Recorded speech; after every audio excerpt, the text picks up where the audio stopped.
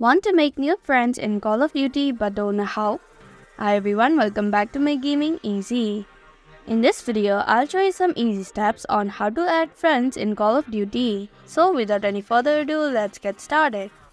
First, tap on the friends icon which is on the top right corner of your screen. Now select Add Friends from the left side of your screen. You can add by tapping on Request button which is on the right side of the player's profile. Now tap on Confirm button. You can also add them by searching their player ID from the top right corner of the screen like this.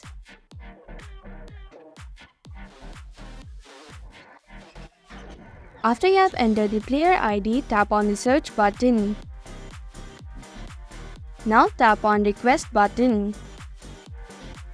Click on Confirm button.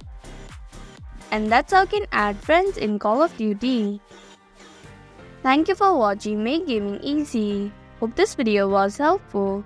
If it was, then hit the like button and comment down if you have any questions or feedback. Also, if you're new to our channel, subscribe and hit the bell icon so that you don't miss upcoming videos.